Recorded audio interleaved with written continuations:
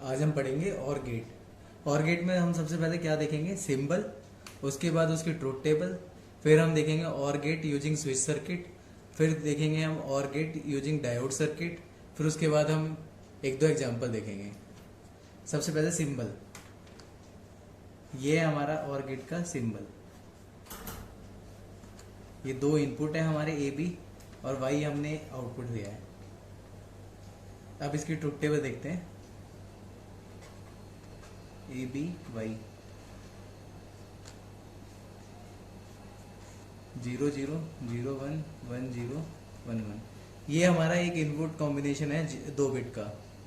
जब हमारे दो इनपुट होते हैं तो ये हमारा कॉम्बिनेशन बनता है 0 0 0 1 1 0 1 1। अब और गेट में क्या होता है कि जब भी दो इनपुट 0 हैं तो आउटपुट में आता है हमारा 0। जब भी 0 1 है तो आउटपुट में आया 1, 1 0 है तो आउटपुट में आएगा 1, 1 1 है तो आउटपुट में आएगा 1। मतलब अब आप यहाँ पे देखोगे कि जब भी एक इनपुट, दो इनपुट कॉम्बिनेशन में जब भी एक इनपुट 1 है या एक इनपुट से ज्यादा बार 1 है, मतलब 2 बार 1 है, तो आउटपुट में हमारा 1 आएगा। तो हमारा आउटपुट क्या है, y equal to A plus B. POS expression में मैंने बताया था कि जब भी हमारा आउटपुट 0 आ रहा है तो हम उसे ऐसे लिखते हैं 0 0 वाली टर्म को a प्लस बी। तो ये आ गया हमारा y equal to A plus B, ये और गेट का आउटपुट आ गया। अब देखते हैं यूजिंग स्विच सर्किट।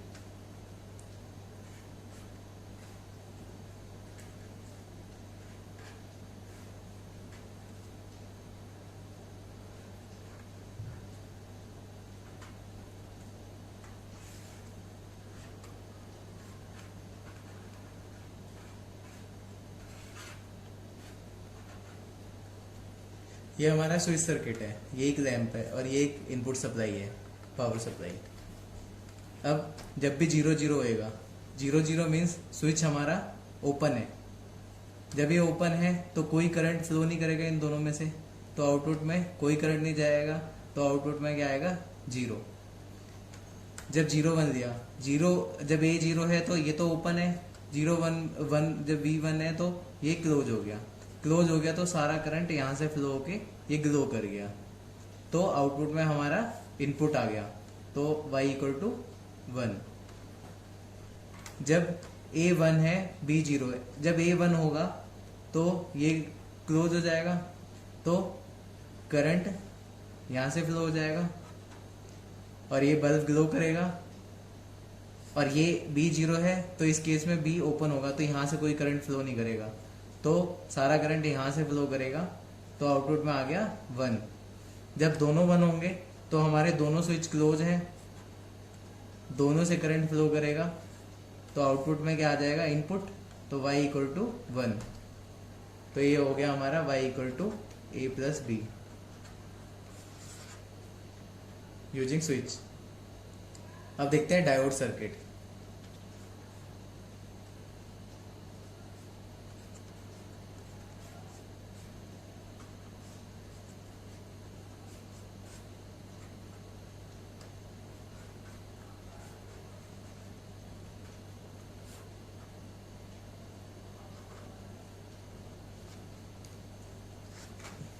ये हमारे इनपुट है,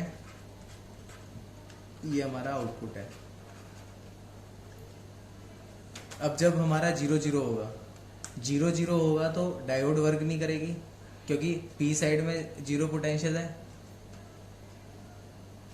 तो 0 0 पे आउटपुट क्या आ गया हमारा 0।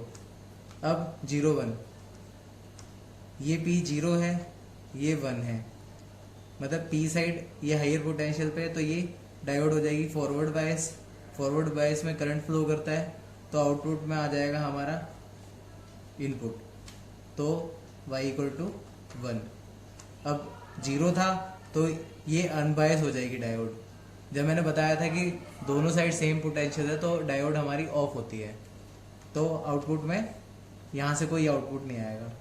अब तीसरे केस में 1 0, जब एक इनपुट 1 होगा, ये 1 होगा, तो यानी यहाँ पे 5 वोल्ट, यहाँ पे 0, और दूसरा इनपुट जो है हमारा वो 0 है, ये 0 वोल्ट। तो ये डायोड अनबायस हो जाएगी, दोनों साइड सेम पोटेंशियल, तो ये वर्क नहीं करेगी। और यहाँ ये फॉरवर्ड बायस में हो जाएगी ये वाली, तो यहाँ से आउटपुट में इनपुट आ जाएगा, करंट यहाँ से फ्लो करेगा, तो ये आउटपुट में इनपुट आ गया y = 1। अब जब दोनों इनपुट हमारे 1 हो जाएंगे तो दोनों तरफ 5 वोल्ट हो जाएगी।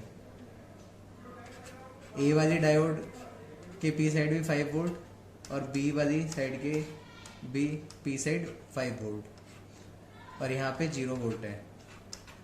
तो इस केस में क्या होगा, दोनों डायोड फॉरवर्ड बायस में आ जाएगी और करंट फ्लो हो जाएगा, तो आउटपुट में आ जाएगा हमारा 1।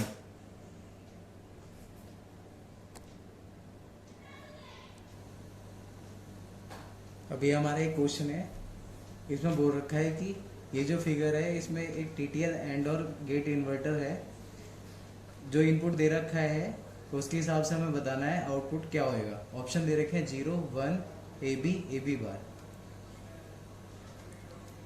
अब एंड गेट में क्या होता है कि जब भी कोई इनपुट मेंशन नहीं होता तो होता है अनयूज्ड इनपुट।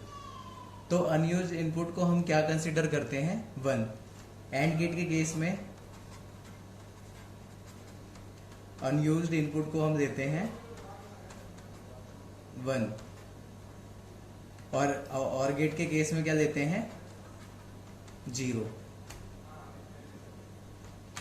ये मैं बताऊंगा कि 0 क्यों लेते हैं इस क्वेश्चन के बाद।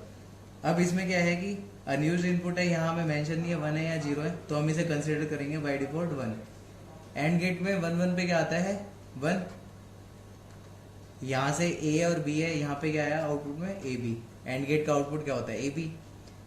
अब और गेट में जब भी एक इनपुट 1 है तो आउटपुट में हमारा 1 आता है, तो हम इस ए बी से कोई मतलब ही नहीं है, तो आउटपुट में क्या आ गया हमारा 1। और नॉट गेट में क्या होता है, जब जो भी इनपुट है उसका कॉम्प्लीमेंट हो जाता है तो आउटपुट में क्या आ जाएगा, 0। तो करेक्ट आंसर हो जाएगा 0। और गेट में 0 हम क्यों देते हैं, क्योंकि जो हमारा और गेट है उसका जब भी इनपुट 1 आता है तो ये आउटपुट में हमेशा 1 आता है। इसे कोई मतलब ही नहीं है दूसरा इनपुट हमारा कुछ भी हो, तो आउटपुट में हमेशा 1 आता है। तो ये और गेट क्या होता है, डिसेबल हो जाता है। और डिसेबल हो जाता है जब भी इनपुट 1 होता है। तो इसलिए हम क्या करते हैं, इस इनपुट जो अनयूज्ड इनपुट होता है उसे हम 0 देते हैं, क्योंकि अगर हम 1 देंगे तो जो हमारा और गेट है वो डिसेबल हो जाएगा। अब यहीं पे अगर ये हमारा इनपुट एक 0 है तो क्या होएगा, दूसरा इनपुट में अगर 0 है तो 0 0 आउटपुट में 0 आ जाएगा।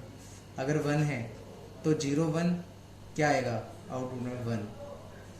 अगर a है तो a + 0 आउटपुट में a आएगा। तो और गेट जब एक इनपुट 1 है तो डिसेबल हो जाएगा, अगर 0 है तो इनेबल हो जाएगा।